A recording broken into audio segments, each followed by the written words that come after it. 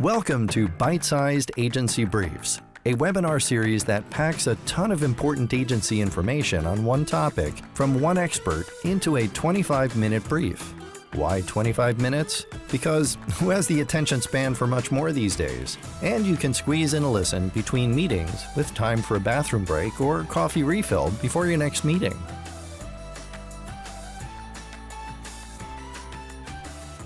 Thanks for tuning in. This is Byte-Sized Agency Briefs. I'm your host, Steve Guberman from Agency Outsite, where I coach agency owners to build the agency of their dreams. Today, I'm speaking with Robert Patin. He's the multiple best-selling author. You'll get into what the books are, but also the founder of Creative Agency Success, which is a consulting firm that he runs dedicated to helping creative agencies scale. Robert, thanks for joining me. How are you? Thanks so much for having me, Steve. I'm doing pretty well. Awesome. So I guess first thought I have is let's dig into your background. What brought you to launching your consultancy where you're working with agencies? What was your path here? Well, I would say that my story is very meandery, like many. I will kind of step back into what it was that I studied in college. I'm a very analytical mind, and I decided to pursue a degree in fine art, which was the kind of polar opposite to who I was really, the mind that I was born with. And post college, I started a photography business and did photography for a number of years. I learned through that process that it actually just was not something that I was meant to do. I really did not enjoy it. I enjoy photography still myself as a hobby, but it wasn't something I was meant to do as a career. Mm-hmm. And I ended up shutting the business down and went for what my husband calls my eat, pray, love year, where I spent a year traveling the world, and came back and had spent every single time of money that I had, and needed to get a job. And I actually ended up just quickly finding a job at an agency as the head of finance there, and it was the connection between two things that I absolutely love, both art, creativity, and the analytical mind that I am. And so that really is what started my career working with agencies, is that kind of accidental happenstance that I found the connection between two things that I absolutely enjoy. I worked there for a few years, helped them grow from, they were between the 800,000 to a million, helped them grow to 10, left there, did that largely again over the course of the next 3 years, and then started consulting with agencies, more freelance, and which eventually kind of just organically grew to where I am now. That's amazing. And so you work with agencies at two different sizes, kind of that sub 7-figure, and then you think you said about 2 to 5 million or so on what their scale systems are. A lot of that is feeding from your financial and analytical background. You talk a lot about profitability. There's kind Yep. of that elusive number of, there's a benchmark of 30%. How do I get there?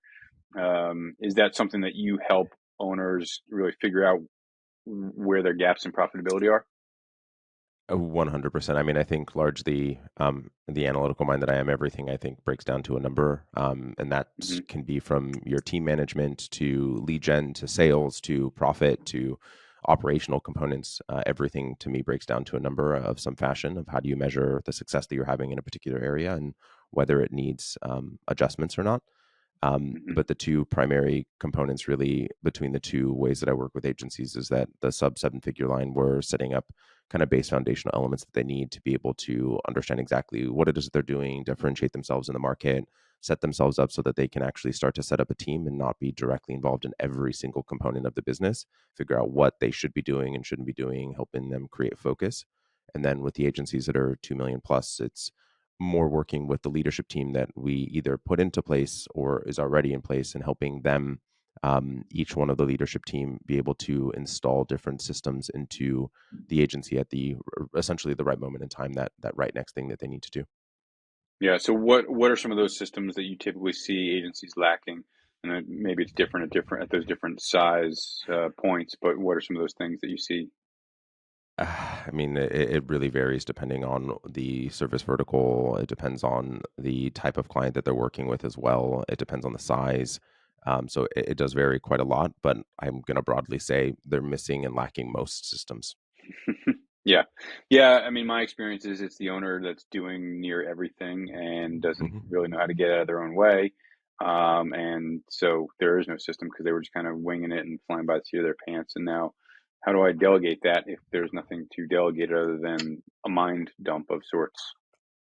Exactly. And what I often find is that the agency really was kind of accidentally created, really. Mm, So the vast majority of creative agencies who I work with, um, the owner, founder, was great at design, was great at what they did, web design, whatever, brand design, whatever it was that they do, and ultimately had closed one project and then closed another and then got a referral and closed a third, and then they realized, oh, I can't do all this work. I'm going to bring on a hmm contractor. And so the agency was kind of founded by accident, and the systems were set up by accident. It was actually more created by the client than it was actually intentionally, which hmm is largely, I think, the genesis of the problem in the first place was that they didn't take the step back to create it the way that they wanted it in the first place. So there's no system per se because every single client that they work with is the one that's directing how the relationship is even built in the first place. Yeah, a lot of agencies will kind of just go along with the wind, blow in the wind with what the client's needs are, and they won't be, I don't want to say aggressive, but they certainly won't be assertive in how they manage their clients and let their clients manage them. Um, do you end up seeing that that's a mix of process and account management training? Like, how do you typically write that ship? Well, I think that the core of it is the fact that they're very much afraid to say no to things that Mm, they feel like that they're going to lose the client. I think that that's, I mean, I saw that in agencies that I worked at internally as a team member full time. Um, Agencies have this fear of when a client is going to let them go and what that actually looks like and how well is this relationship established. It's too important of a relationship, and so the entire relationship isn't founded really in mutual benefit. So it mhm, creates a lot of this dynamic and problematic kind of relationship. Um, but I mean, the core sort of start point to it is that the vast majority of agencies are very referral based. They don't have any way of actually being able to generate leads. So they feel like they have to close every single prospective buyer that comes through the door. mhm, And when that happens, it creates a dynamic where they're going to say yes to whatever it is that they're asking for because they feel like they have to. And it's learning to first, what is it that you should be doing? What is your zone of genius? Where are you actually meant to be working with a client? What is your yeses and what are your nos? And once you have that really established, we can then start to go at who exactly should we be going after, start to foster the relationships with the ideal client so that we have a foundation of a better relationship really with your client so that you do have a great understanding of what it is that you should be doing with them and what you shouldn't. But I mean, in the end, yeah, you do need to have better client management. You have to have better systems. You mhm. have to better onboarding. You have to have all of those items as well. But the first point that's incredibly important is that you first have to really be able to understand who you should be working with and why not. Yeah, that's probably questions that lead up to your differentiation process. What else do you have like, what else can agency owners think about or activities can they go through to help figure out their differentiation points? I mean, the thing that I really have them, because the vast majority of agencies, at least the ones that are on the sub 5 million, the founder is very heavily involved with the day to day operation of the business, and it's centered around a lot of their own expertise. They're the primary salesperson, they're the primary relationship person, they're the one that's networking, still doing a lot of lead gen, all of that. And Mhm, where I actually have pretty much every single person start, and it's within their story. What is it exactly? Where have they been? What did they do? What did they enjoy? I mean, all the way back to their first memory, I have them go back to and just write mhm. everything out. Um, and within that storyline, there is your differentiator. It already exists in there.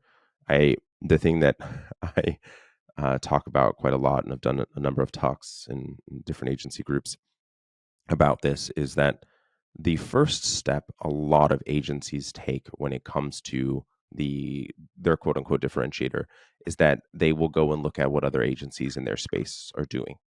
And Hmm. so I think it's such an interesting kind of dynamic of how do you find out your differentiator by looking at other people? Hmm.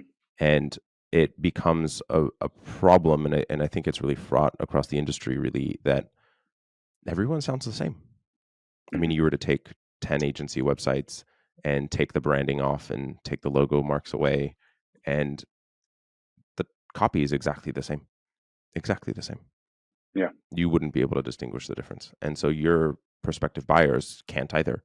And so they have Hmm. no idea of how to understand which one is safer, which one has the higher likelihood of outcome, which one they want to move forward with. And so the entire differentiator is price. So it's just Yeah. a massive race to the bottom, which creates the low profit margins. And it's a really difficult battle at that point for a lot of agencies. Yeah. I'm curious, and I don't mean to come for this to come off challenging, but I'm going to kind of challenge just for me, right? So we talk about agency owner, everything is on them. They become an accidental agency. They've unintentionally become the voice, the face, the everything of the agency. Mhm. And so, in order for them to scale, they've got to be pulled out of that. But you're saying the differentiator story needs to leverage the owner's kind of path forward. Like, at what point does it not become about them? And do you make it about the overall culture, the overall process the agency has, the expertise in the verticals that they've got, things like that, as opposed to my first memory was riding a tricycle. Like, you know what I mean? And I think Mhm. it's a brilliant idea and process, but I'm just trying to figure out how do you separate the two at what point? Sure. And I mean, challenge me at any point. I Hmm. that allows for better conversation and discourse, anyways. What I would say is that I'm not necessarily saying that once you've written out your story that you're supposed to start your differentiator on your site. Website copy is supposed to talk about the tricycle as your first memory, but Hmm. it's going to allow for you to be able to distinguish what is the sort of core ethos as to why you're doing this in the first place. I mean, there was every single junction point in our lives, there was 12 different options, 50 different options that we could have ultimately gone down, and we picked a specific pathway, a road for ourselves. Hmm. And when we selected each one of those, there was decision making that we had that there was a reason for that. We picked where we are today over every single other possibility, which, as the owner of the organization, we are the core of that culture. Really, we are the core Hmm. of that reason, that rationale, that desire. And we should be hiring people that are aligned with our values, our desires, our goals. And when we're able to actually create alignment between ourselves and what our objectives are, then we're able to actually create a safety for our prospective buyers. But aside from that, really, I mean, largely the agencies that we're talking to right now, we're not talking to, the Dentsus, we're not talking to WPP, we're not talking to these Right. larger agencies, really, right? That have a well-known brand in and of itself. And I still believe in selling on process and your systems and all of that. But I mean, largely for an agency of the size where you're sub $50 million in revenue annually, the goal to completely extract you as a human from the entire definition of the business, largely I think is futile. Mm. You need to be able to be out there promoting yourself, and who are we other than our own passions, our own excitement, our own energy? And if you're able to be more magnetic, authentic in how it is that you're sharing that story and the pathway that you have charted for yourself, and create safety for your prospective buyers, I think I see as an easier pathway for everyone. It also Hmm. allows for us to have greater amounts of energy within what Hmm. it is that we are doing every single day. If the closer to being the most authentic selves that we can be, um, it allows for us to avoid as much of the imposter syndrome that we are going to end up feeling as Hmm. entrepreneurs. It allows for us to be able to be more energetic when we get out of bed in the morning to go tackle what is, quite frankly, a difficult path as an entrepreneur, right? I mean, there's Yeah. incredible amounts of risk and stress every single day. And sometimes you have to be able to weather that storm. And if we're also on top of it not being our authentic selves, it just becomes quite a bit more of a battle. Yeah. Lots there, and I love the way that you kind of back that up in how you guide owners. One of the things you've said a couple times is making clients feel safe. And man, that's like a refreshing take on it, because it's like, how do we close them? How do we sell them on this, or whether it's process or price or team or culture or whatever, but like that level of like, feel comfortable and safe with us as your partner and the outcome that we're going to provide for you, whether it's, at the end of each campaign or the overall engagement. But that word safety is something we don't hear in our industry enough. So I love that you pointed that out. The other thing you mentioned is like having the energy to carry you through the day in a way that like you can battle the imposter syndrome and the stress and everything that will come along. There's no question it's coming. It's going to happen. So, don't think you can hide from it at all. But you talk about like energy drivers, and I'm curious more about that as it pertains to agencies and owners. Yeah, well, I did want to clarify something around the safety component. I just want to really kind Hmm. of nail that home, and then we can talk about the energy side of things.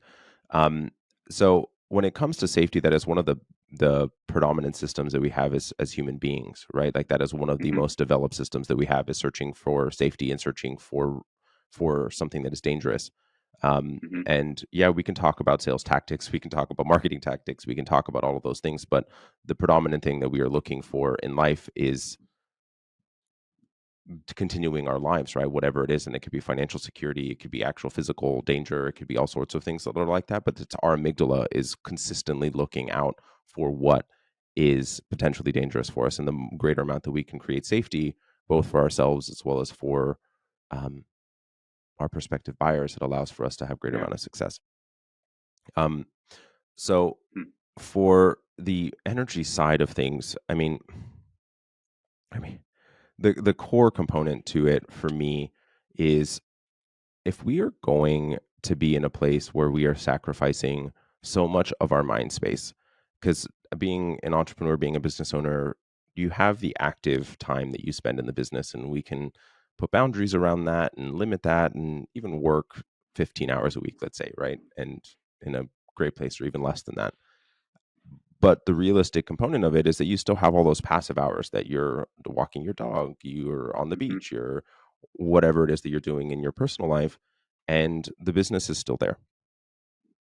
And if that is going to be something that is at the forefront of my mind in a lot of ways, I want it to be something that is um, driving greater energy for me, that it isn't actually depleting. It is a very, when we are in a place where our proverbial cup is being filled, and we know that we are in the right place, that cup, that energy cup is essentially endless for us, really, right? um, and so why a lot of my focus, if you're able to have high energy, you're going to have momentum, and if you have Hmm. momentum, really growth is inevitable. Yeah. No, I love that. And you even mentioned like the energy to focus on the things that you love doing, the passions behind it. That's why most of these accidental agencies happen. Is I love what I Hmm. do. Maybe there's a lot of ego involved and I'm really good at it. And whether that's true or not, but there's some ego there. And so I'm going to open a shop and we're going to go and find only the best clients and build the best team. Um, Often, soon thereafter, it's a reality of, shoot, I also need to run a business in addition to being whatever, a UX strategist or whatever that thing is that I love doing.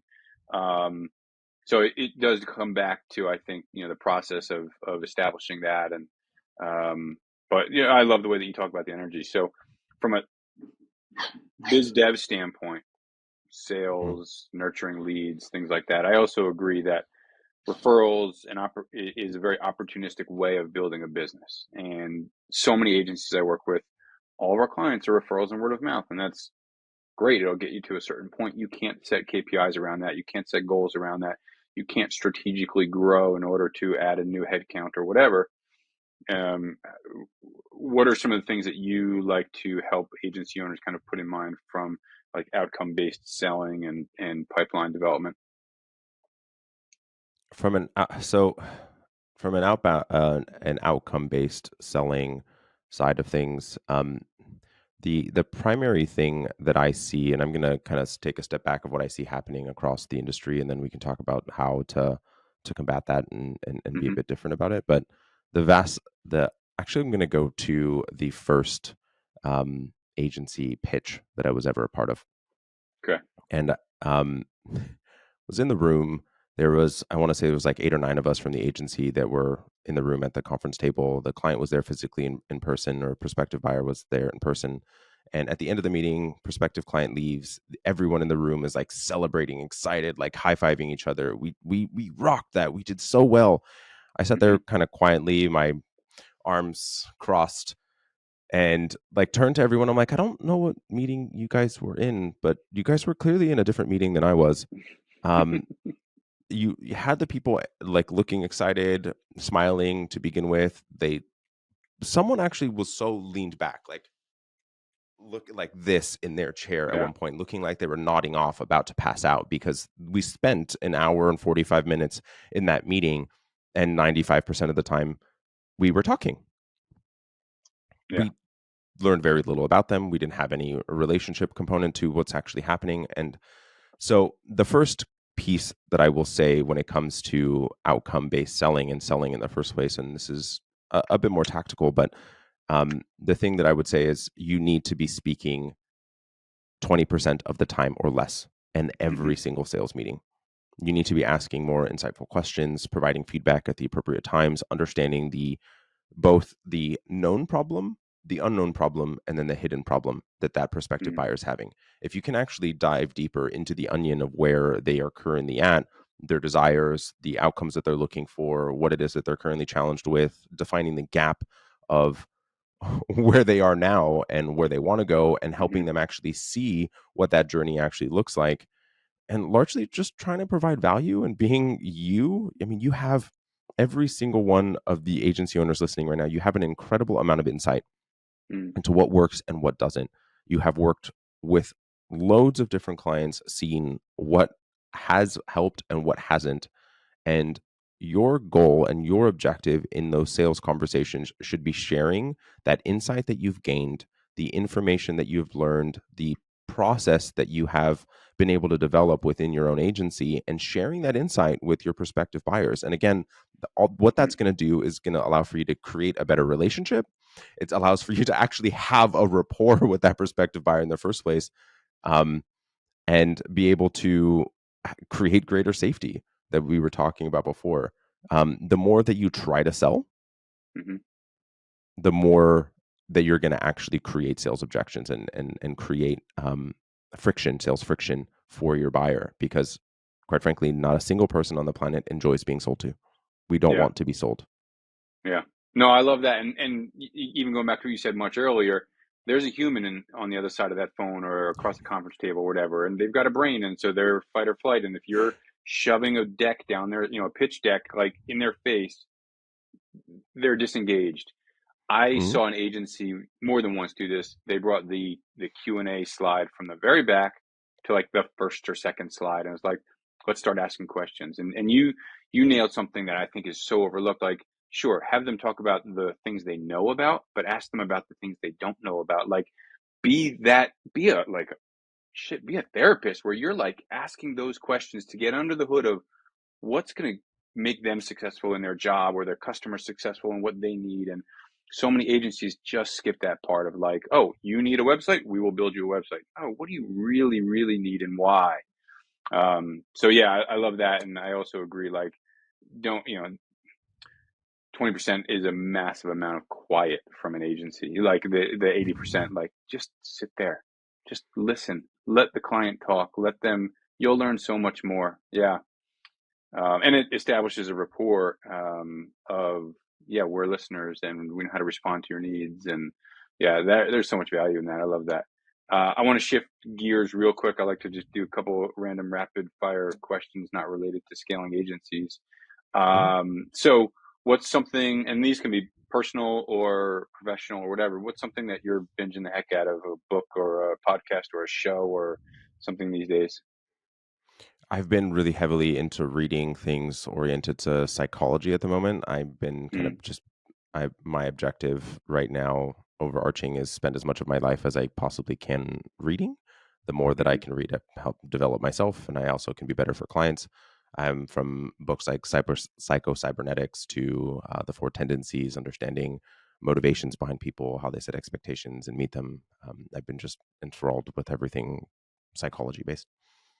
Love that. What about, again, personal or professional, and this can either be physical or digital, but a tool that you recently like implemented into your life and looking back, you're like, how did I live without this thing for so long? Um, I would say that I don't know that there's any like specific tool that is brand new to me, but there's something that I've been exploring and playing with a bit myself. And I know that this is going to sound a bit obvious, but I would say that the component between Zapier and AI. So one of the things that I've been spending time with my team on at the moment is taking meeting recordings and being able to actually do post meeting notes, create creative briefs, helping create proposals kind of automatically with utilizing AI and what we Mhm. have been able to extract from them, and how you can actually interconnect multiple different systems to remove a lot of the administrative component of a business, creating greater accuracy and removing a lot of um, what's the word I'm looking for? Redundancies and yeah. Kind of the minutia really of the Okay. day-to-day life of running a business really. Yeah. No, that sounds pretty cool. Do you have IP that you guys are planning to release, or is that more internal processes for yourselves? So we're planning on sharing that with members of the program. So we've been developing, fine-tuning it, and being able to implement it with some of the systems that we have already have as first trainings, and then allow for those integrations to be able to be shared with the members of the program. Very exciting. And then finally, what is an invaluable piece of business advice that you can share with listeners? I would say the biggest thing that has allowed for me to grow is that we have been trained and told throughout most of our lives, sort of Protestant work ethic, that we have to sacrifice ourselves in Mm, order to be able to have success. And I'm going to call bull on that.